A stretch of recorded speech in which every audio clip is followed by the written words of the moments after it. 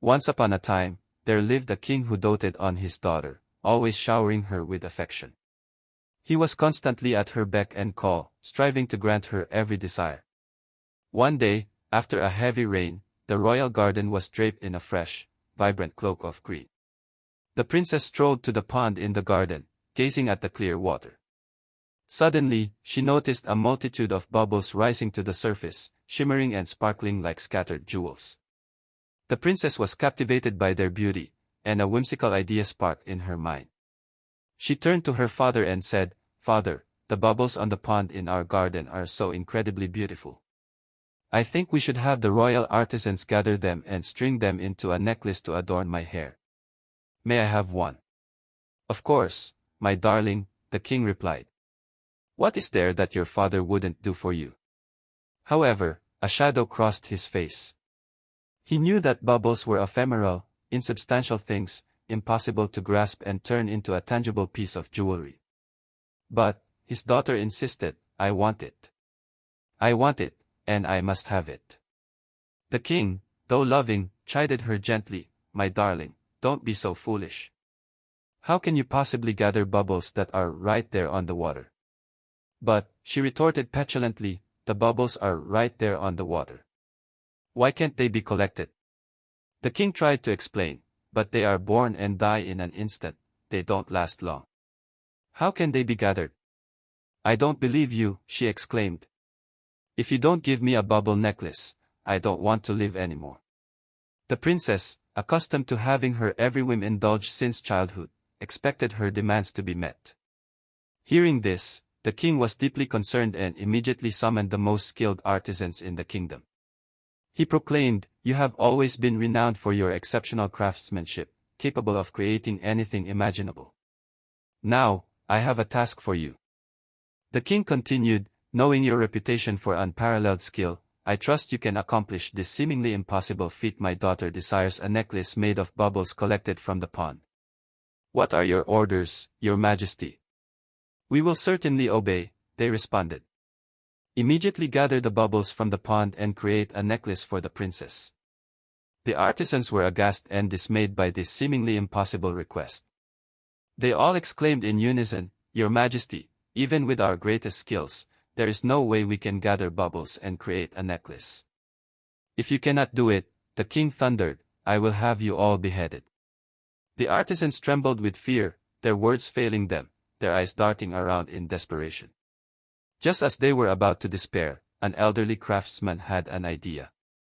He stepped forward and addressed the king, "Your Majesty, I believe I can accomplish this task." "Excellent," the king exclaimed. "Do it immediately, and you will be richly rewarded." The king was overjoyed and turned to his daughter, saying, "See, my dear. Don't you know how much your father loves you? I have, without hesitation, found someone who can gather bubbles and create a necklace for your hair." "Thank you, father," she replied. "Can I go and watch the craftsman at work?" "If you want to go see it, then go and follow the craftsman and watch what he does." The king gave his permission, and the princess eagerly followed the elderly craftsman to the edge of the pond. She wanted to witness firsthand how he would accomplish the impossible task. At the water's edge, the elderly craftsman bowed respectfully to the princess and said, "Your Highness, I am old and my eyesight is failing. I can no longer clearly distinguish between bubbles, nor tell which ones are more appealing. Therefore, I humbly request that you select the bubbles that please you the most. Then, I will gather them and fashion them into a necklace for you." "Very well, I'll choose them myself," the princess replied. She immediately eagerly rolled up her sleeves, dipped her hands into the water, and tried to scoop up the bubbles.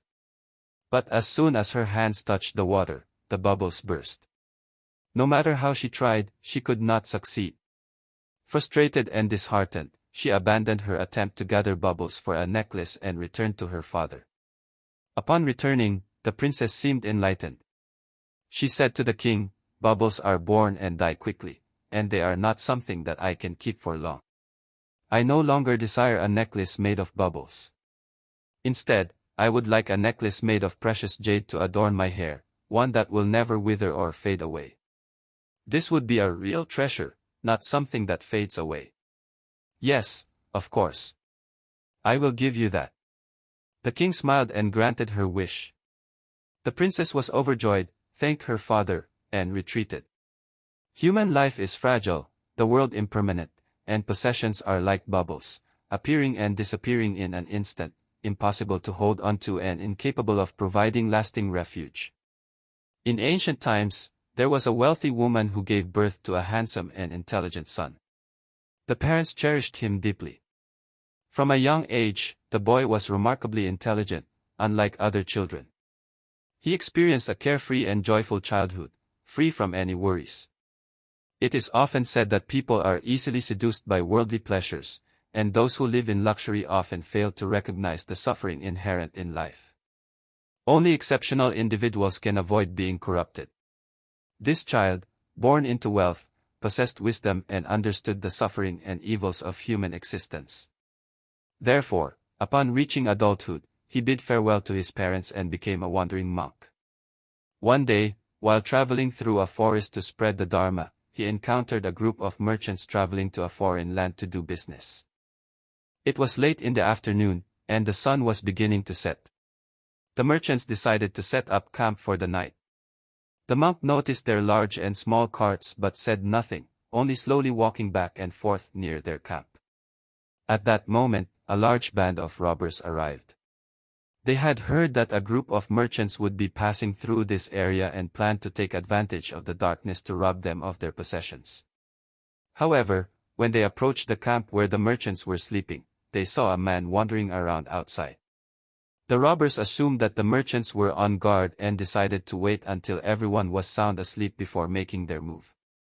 But the man continued to walk back and forth throughout the night, never entering a tent to rest. As dawn approached, the robbers were unable to find an opportunity to attack the camp. They grew angry and cursed loudly before retreating into the mountains. Just then, the merchants awoke and, hearing the commotion outside, rushed out to see what was happening. They saw a group of mountain bandits, armed with weapons, running away into the mountains. The only other person in sight was a wandering monk. The worried merchants approached the monk and asked, "Great master, did you see the mountain bandits?" "Yes, I saw them from the beginning," he replied. The merchants exclaimed, "Great master, they were so numerous. Weren't you afraid? You were alone, how could you have defended against them?" The monk replied, "I am a wandering monk. I have nothing to fear, I do not have even a coin." The monk continued, "Those who are greedy for wealth and possessions are afraid. I am a monk and have nothing to offer, what can they rob from me? What I fear is being trapped in a web of greed." His words deeply moved the merchants, who realized that they were willing to risk their lives for material possessions, while neglecting true peace and freedom. Therefore, they decided to renounce their worldly lives and become monks under the guidance of the wandering monk. They embraced the meaning of suffering and impermanence. They recognized that the wealth they carried was the root of countless troubles. At a certain temple, there was an attendant named Jushan who, before becoming a monk, had been a lazy shoemaker. He never studied or cultivated himself. He only assisted the abbot. The other monks tried to teach him, but he was lazy and reluctant to learn. One day, the abbot and the other monks went to a distant temple for a vegetarian feast and to pray for peace. On the same day, the king, accompanied by some officials and ministers, passed by the temple on an inspection tour. They decided to visit the temple as well. Because no one else was available, Jushan, the abbot's attendant, had to receive the royal party. After the customary greetings and recitations of Namo Buddha, the attendant remained silent, at a loss for words. In truth, the attendant did not know what to say. He simply bowed deeply. The king, discerning the attendant's demeanor, didn't reply with words but communicated through gestures. The king pointed to the sky, and the attendant shook his head and pointed to the ground. The king pointed forward with his hand, and the attendant shook his head and pointed behind him. The ministers and high-ranking officials, observing this exchange, noticed an expression of admiration on the king's face. Then, the king raised 4 fingers, and the attendant shook his head and raised 10 fingers. The king then raised 3 fingers, and the attendant shook his head and raised one finger. Finally, the king raised 2 fingers, and the attendant shook his head and raised 1 finger. At that point, the king's face showed extreme respect for the attendant.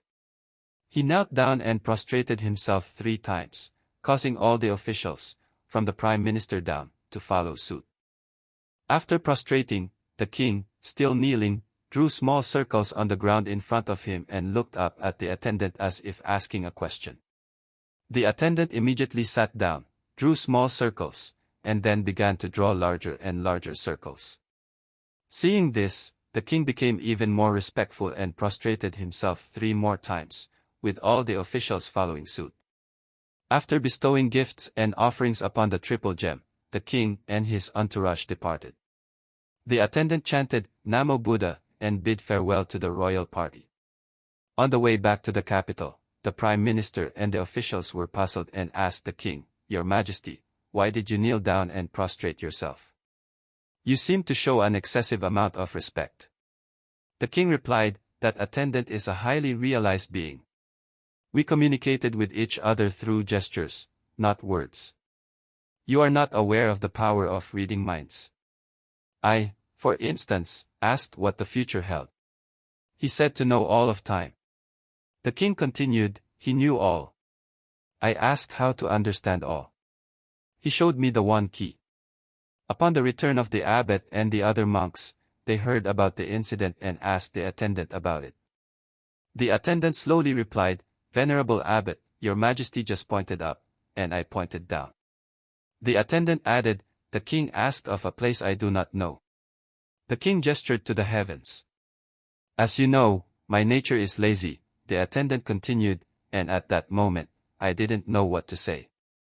The king then drew small circles on the ground, as if asking whether the shoes he was wearing were well made and whether they were only suitable for walking short distances within a small area. The attendant then shook his head and drew larger and larger circles. The attendant wanted to convey that the shoes he made were not just good for walking around the temple but for traveling far and wide. That is to say, they could be worn anywhere in the world. "That's all," the attendant concluded. "There was nothing special or extraordinary about my responses that would warrant the king's respect." The abbot then said, "You are very fortunate, and so is our temple. If this story were to spread, the reputation of our monks would be ruined. From now on, you must strive to learn more about the Dharma, do you hear?" In ancient times, there was a crow who was very filial to his parents. Because his parents were old and blind, they were unable to find food. The crow had to search for food and bring it back to feed them and to repair their nest. One day, while searching for food, the crow was caught in a trap set by a hunter. The hunter asked, "I heard that crows can see for thousands of miles. How did you get caught in my trap?" "I have fallen into your trap, and I accept my death without complaint. However, I pity my blind and aged parents. With no one to care for them, they will surely starve to death. That is a pitiful death." The hunter was moved by the crow's filial piety and released him from the trap. The crow, it is said, was a previous incarnation of Shakyamuni Buddha.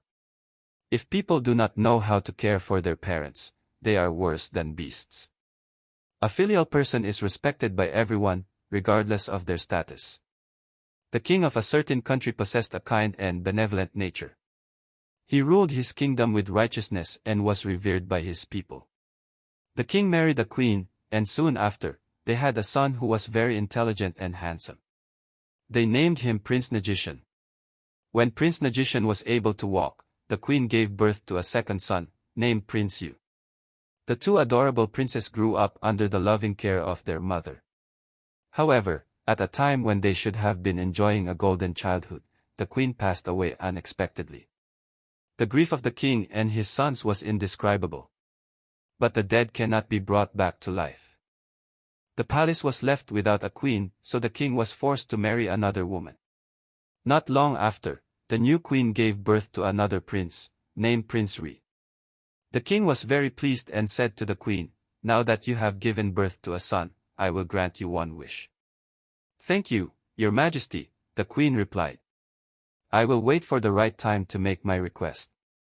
At that time, the queen did not know what to ask of the king, so the matter was put on hold. As time passed, the three princes grew up. One day, the queen suddenly made her request, "Your Majesty, you once promised to grant me a wish.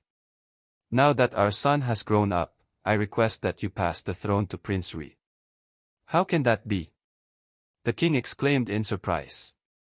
"My two elder sons are intelligent and capable. They are also the elder brothers of Prince Ri. How can I pass the throne to my youngest son?" Although the king refused the queen's request, she continued to beg him relentlessly. The king was afraid that if her wish was not fulfilled, she might harm his two elder sons. Therefore, he told the two princes to leave the palace temporarily. He secretly instructed them, "When Prince Ri was born, I promised the queen a wish. The queen requested that I pass the throne to Prince Ri. But I refused." The king continued, "The hearts of women are often treacherous. The queen may harbor ill intentions towards you. If she tries to harm you, leave. Wait until I pass away, and then return and ascend the throne." Prince Magician was not afraid of death, but he wanted to put his father's mind at ease. Therefore, he sadly bid farewell to his father and left the palace with Prince Yu. The two princes had just left the palace when they encountered Prince Ri. Seeing that his brothers were about to leave the city, Prince Ri insisted on following them. Thus, the three princes traveled together towards the Himalayas. After several days of crossing mountains and rivers, the three princes grew tired and sat down to rest under a tree. Prince Ri said to Prince Magician, "Elder brother, I am very thirsty. I want to go and get some water." "All right, I will wait here. But make haste." Prince Ri eagerly ran to the river bank. Standing before the clear, cool water, Prince Ri could not resist the urge to swim. Without a second thought, he jumped into the river. Suddenly, a water monster emerged from the water. The water monster turned to Prince Ri and said, "How dare you jump into my river and swim? Do you know where this is? No one is allowed to swim here except the one who understands the natural order. This river is under my control. Anyone who enters the water without understanding the natural order will be eaten by me." Prince Ri, taken aback by the water monster's words, was unable to reply. He stammered, "Are you the sky?" The water monster shook his head. Prince Ri asked, "Are you the sun? Are you the moon?" The water monster shook his head each time. Prince Ri was captured by the water monster and imprisoned in his cave. At that time, Prince Magician was resting under the tree, waiting for Prince Ri to return. When he didn't return for a long time, he became worried and asked Prince Yu to go and look for him. As a result, Prince Yu also jumped into the river and was captured by the water monster and taken to his cave. As the sun set behind the mountains, Prince Magician grew increasingly anxious. He decided to go and search for his brothers himself. He reached the riverbank and saw his brothers' clothes, but they were nowhere to be found. After a while, he heard a rustling sound on the water's surface. The water monster emerged and invited Prince Magician to swim in the river. But the elder prince was too concerned about the safety of his brothers to think about swimming. He asked the water monster, "Have you seen my two brothers?" The water monster replied, "They did not understand the natural order, so I captured them and imprisoned them. I plan to eat them tonight." "Why do you want to eat them?" Prince Magician pleaded. "Please release them. If you want to eat someone, then eat me." The water monster replied, "In the past, anyone who did not understand the natural order and entered the water would be eaten by me. If you can answer my question, I will return one of your brothers to you. Now, tell me, what is the natural order?" Prince Magician began reciting a verse, "The one with few desires is noble, the one with a quiet heart is content, the one who lives a pure life and finds peace in the world, that is the way." Upon hearing the 4 lines of the verse, the water monster was overjoyed and praised him, "Great sage, you have spoken wondrous words that have brought joy and purity to my heart. Now, I will return one of your brothers to you. Which one do you choose?"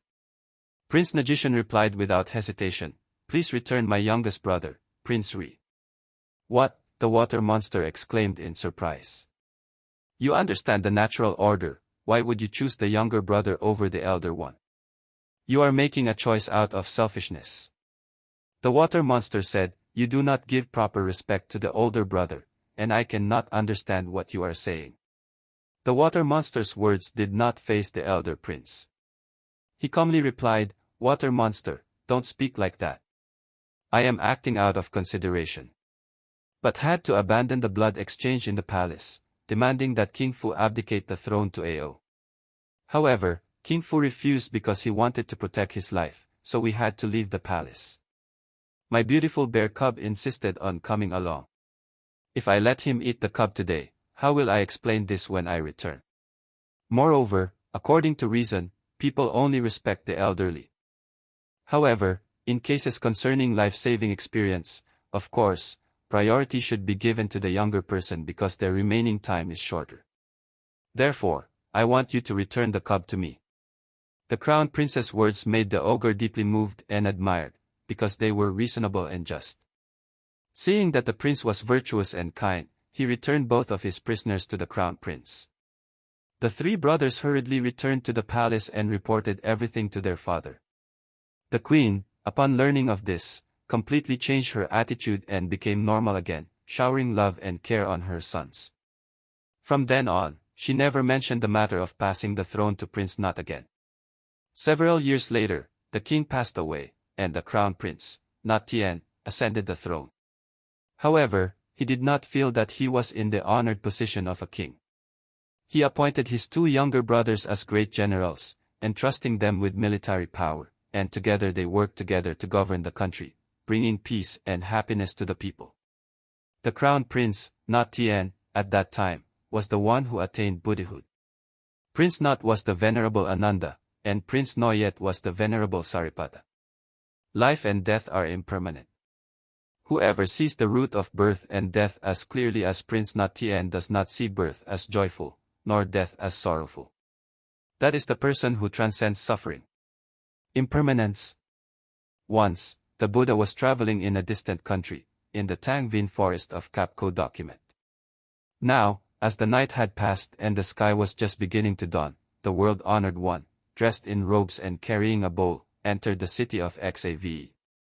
The Buddha said, Ma Na, for what reason, what cause, is it that any man or woman's life is very short? If any man or woman kills, is violent, extremely evil, drinks blood, has evil thoughts, and has no compassion for all living beings, even insects, that person receives this karma. When their life ends, they are born into hell. After suffering in hell, they are reborn into the human realm with a very short lifespan. Why is that? This path leads to receiving a short life. That is, any man or woman who kills, is violent, extremely evil, drinks blood, Ma Na, should know that this karma has such retribution. Ma Na, for what reason, what cause, is it that any man or woman's life is very long? If any man or woman abandons killing, completely cuts off the karma of killing, completely puts away knives and sticks, has shame, has conscience, has compassion, benefits all, even insects, that person creates that karma. When their body breaks and their life ends, they will certainly advance to the cold place and be born in the heavens. After living out their life in the heavens, they are reborn into the human realm, fulfilling a long life. Why is that? This path leads to receiving longevity. That is, any man or woman who abandons the karma of killing, completely cuts off the karma of killing, Ma Na, should know that this karma has such retribution. Living long and healthy is a great blessing, but not everyone has this blessing, because impermanence is always stirring around us. Many people leave one after another. When the pain and regret of those involved temporarily subside, how many people bother to ask why people's lives are long or short? Is life and death determined by fate? Is it true that when heaven calls, everyone must answer? According to Buddhism, it is the karma of killing living beings, the thought of harming them, and the lack of compassion for all living beings that bring about bad retribution and suffering in hell. After suffering in hell, they are reborn as humans, but the residual effects of the karma of killing still remain, so they must endure premature death. We ordinary people do not know the workings of karma, so we can only sadly regret. Conversely, those who do not create the karma of killing, have good thoughts, and have compassion, benefiting all living beings, receive the blessing of being born in the heavens. After living out their life there, they descend to be reborn as humans. Because the residual effects of the good karma of not killing still remain, their lifespan is very long. Knowing that karma has a direct link between long and short life and the killing of living beings, a Buddhist vows not to kill, not to be violent, and not to praise killing or slaughter. On the other hand, they always spread compassion, loving all living beings, seeking ways to help and protect the lives of all creatures to the best of their ability. Whatever the karma, so is the retribution. Each person decides their own fate. Therefore, if you want to live long and healthy, stay away from killing. If you not only do not kill but also release living beings, then the blessings of longevity are even more outstanding. Spring is the best time for planting. So, there was a farmer who thought about reclaiming land and planting crops on a piece of land that had been abandoned for a long time. One day, the farmer was using an ox-drawn plow to till the land when the plow suddenly hit something very hard. He dug the soil away to see what it was, and it turned out to be a very large white stone. I'll have to find 2 or 3 people to come here and throw this stone away, otherwise, I won't be able to plant anything, the farmer thought. Suddenly, an old man approached and asked, "Why do you want to move this stone away?" "So that it will be beneficial. If it's moved away, there will be more land to plant crops on." "Is that so? If you reclaim this barren land and plant crops, how much will you harvest in a year? If I gave you 500 taels of silver, could you agree to my request and not move this stone away?" "Why? Why are you so concerned about this?" The old man slightly shook himself and transformed into a tall, handsome man in gorgeous clothes, and said to the farmer, "I am a being from the heavens who came down here. In the past, I lived near this village. At that time, near my house, there was an old man who aspired to build a temple. The materials were almost complete, but he was only missing a stone to make the foundation for the pillars of the house. Fortunately, I had a white stone, a family heirloom passed down from my ancestors. Although I am not a Buddhist, I knew that helping people is a good thing, so I brought that stone and gave it to the old man so that the temple could be built very quickly. Unexpectedly, this has brought me immeasurable blessings.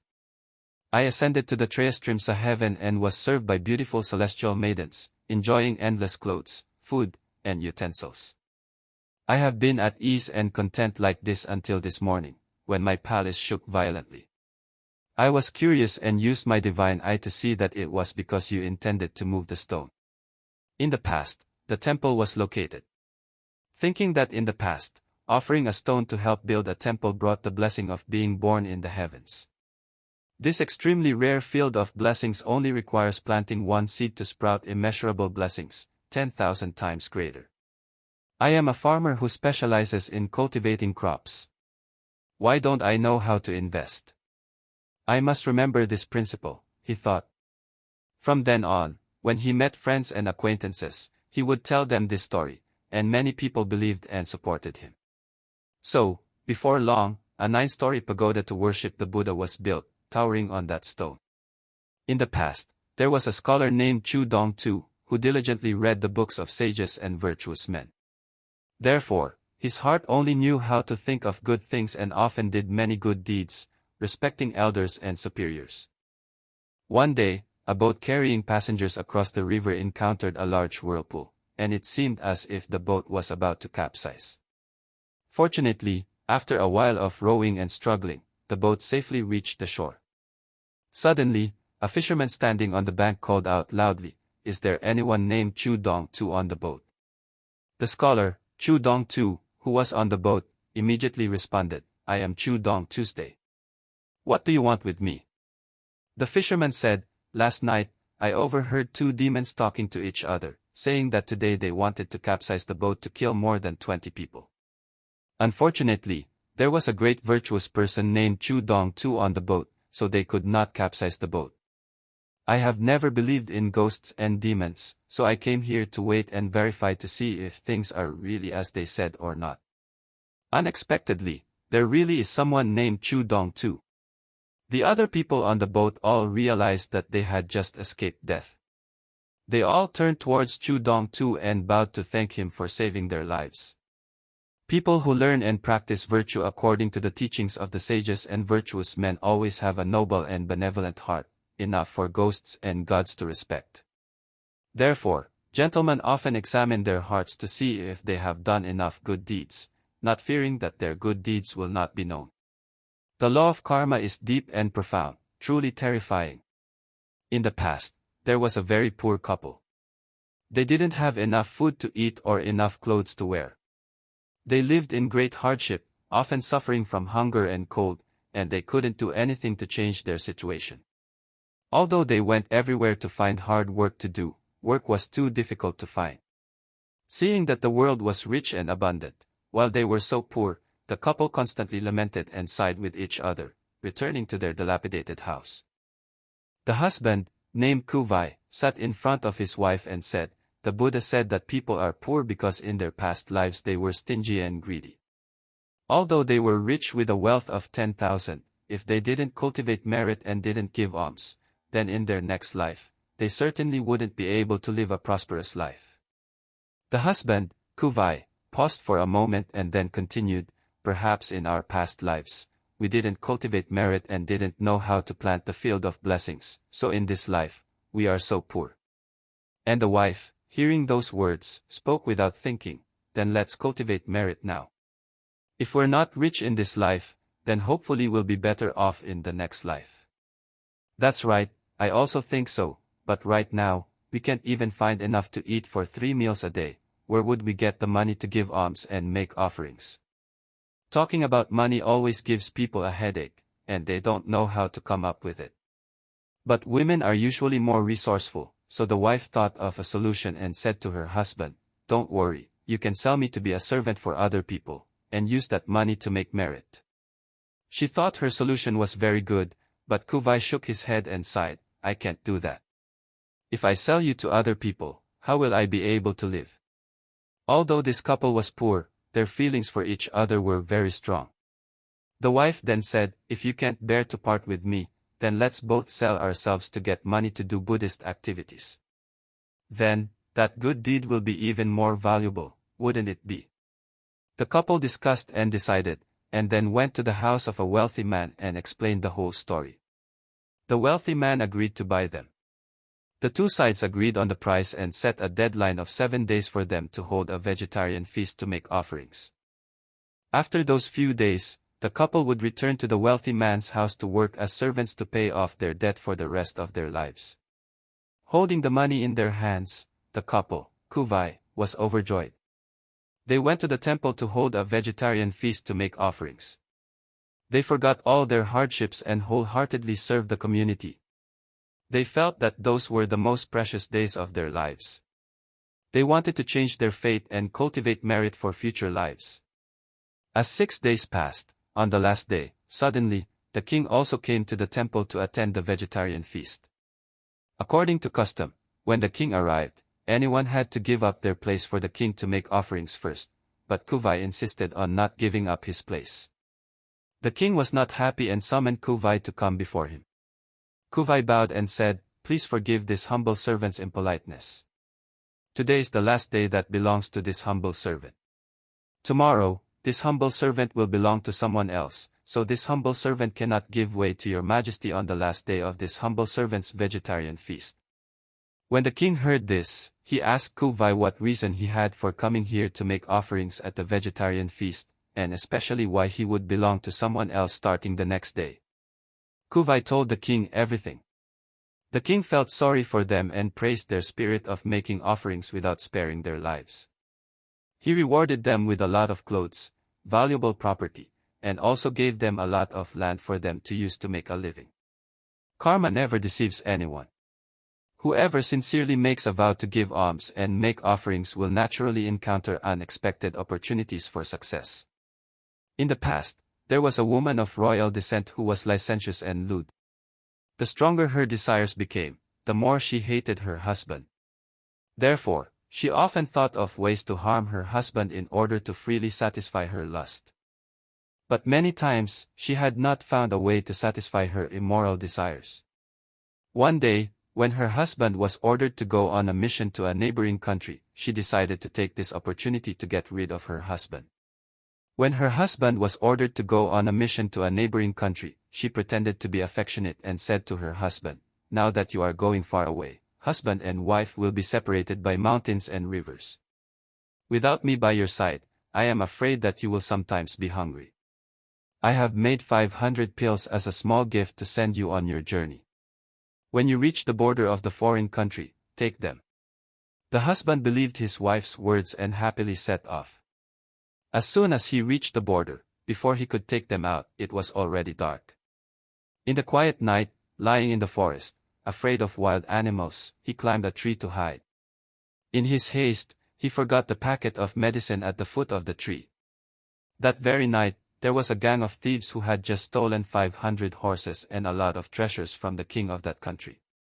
They returned to the mountains and rested under the tree. Having rushed all day and night, they were all hungry. As soon as they saw the packet of medicine under the tree, they took it and shared it, each person eating one pill. After eating, in a short while, all 500 people fell down and died because the poison was too strong. The unsuspecting messenger slept soundly. The next morning, he came down from the tree and saw that the thieves had all died at the foot of the tree. He pretended to be angry and took a knife and hacked at the corpses, then took the horses and treasures and hurried into the foreign country. On the way, he met the king and his soldiers who were heading towards him to hunt down the gang of thieves. The king of that country asked, "Who are you? Where are you from? And why do you have these horses?" "I am from a neighboring country. On the way, I met the thieves. Knowing that they had just stolen from your majesty, I fought with them. In the end, I killed all 500 of them under that tree. Therefore, I captured these horses and brought them to your majesty. If you don't believe me, please send someone to go to that place to see if it's true or not." The king immediately sent people to see, and it was indeed as he had said. The king was very happy and praised the messenger, then invited him back to the capital. When he arrived in the capital, the king bestowed a high title and many treasures upon him. The officials saw that he was an ordinary person who had received too much favor and became jealous. They then told the king, "That person is a stranger and cannot be trusted. Why does your majesty bestow so much favor upon him, even more than the old ministers who have saved the country in the past? Please your majesty reconsider." The messenger heard this and immediately challenged, "Who is strong enough to compete with me? Please come to the plains and have a contest with me to see who wins. Is there anyone who dares? Is there anyone who dares?" But the old ministers were silent, and no one dared to speak up. During the early years of the Ming dynasty, in Nanjing, the capital of Jiangsu province, there was a man named Ning Songli who often did many good deeds in the city. Everyone knew about him. Ning often bought a lot of scrap wood and hired people to make a lot of coffins. Any poor families who didn't have enough money to arrange a funeral for their deceased relatives who came to him were all helped with compassion. In addition to helping with coffins, he also helped with funeral expenses and organized funerals. In front of his house, he erected a large sign that read, "Coffins are given here." In the sign, he listed all kinds of coffins, big and small. Some people came and told him that this was an omen of bad luck for his family, but he didn't hesitate at all and calmly continued his work. He said, "Good and bad are in people's hearts, not in external objects." Ning Songli lived to be 100 years old before he passed away. Soon after, he appeared in a dream to his family and said, "I have done good deeds all my life, especially helping with the funerals of the poor for many years. Thanks to that, I have accumulated great merit. My descendants will receive many good rewards from now on. My grandson, Ning Chen Guang, will attain the position of Shuangyuan next year, and my descendants for many generations will all encounter good things." The following year, Ning Chen Guang indeed passed the exam and became the Shuangyuan. Ning's descendants all became officials of various ranks, and no one could compare with their wealth and prosperity. In the morning, the birds chirped and the farmers went to work in the fields, plowing. The Prohu River flowed with little water. On both sides were vast fields.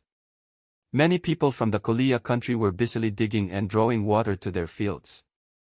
Suddenly, on the other side of the river, a group of farmers from the Sakya country shouted, "Hey, you Kolia people, you are thieves. After you die, you will starve to death. You are too evil." The Kolia farmers also shouted back, "Hey, you Sakya people, for a long time, we have conceded to you because King Sinhahanu was alive. Now that King Sinhahanu is dead, don't be arrogant. This river belongs to us. We have the right to take water to our fields."